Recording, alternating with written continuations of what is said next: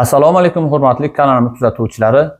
Yana bugun yangi darsimizni boshlaymiz. Bugungi darsimizda ham Shayx Sa'di She'roziyning hikoyalaridan biri bilan tanishamiz.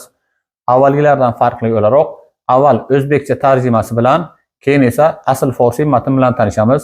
Xulosalarni o'zlaringizdan kutamiz. Endi matnga e'tibor qaratamiz. Shayxlardan biri shogirdlaridan biriga shunday deganini eshitdim. Ey o'g'lim, insonning hayot va rizqqa bo'lgan bog'liqligi qanchalik baland bo'lsa ham, agar haqiqiy rizq beruvchiga, ya'ni Alloh taologa tobe va bog'langan bo'lsa, u farishtalardan ham yuksakroq mavqega erishadi.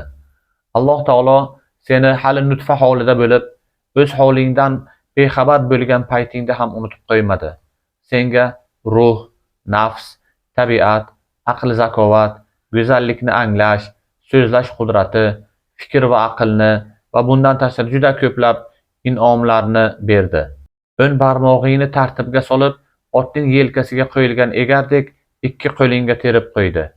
Ey himmati past inson, endi sen bir kun kelib meni unutadi deb o'ylaysanmi? Bu matnning tarjimasi edi. Qisqagina fikrimizni aytamiz. Demak, inson har qanday holda ham o'zining yaratuvchisini unutmasligi, bergan rizqiga shukr qanoat qilib yashashi, mol dunyo, hoyu havas uchun ochko'zlik qilib, haddan oshib jinoyatga qo'l urmasligi kerak. Inson o'zini ham bilmaydigan ilk paydo bo'lish jarayonida unutmagan zot, bu holida ham uni unutib qo'ymasligini anglab, to'g'ri yashashi kerak. Jamiyatda ham agar hamma shu yo'sinda hayot kechirsa, jamiyat ham farovon hayot kechiradi. Qolgan fikrlaringizni izohlarda kutamiz. Obuna bo'lmasdan kuzatayotganlar obuna bo'linglar.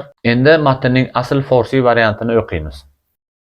یکی را شنیدم از پیران مربی که مریدی را همی گفت ای پسر، چندان که تعلق خاطر آدمیزاد به روزی است، اگر به روزی ده بودی به مقام از ملائکه درگذشتی. فراموش نکرد ایزد در آن حال که بودی نطفه مدفون و مدهوش.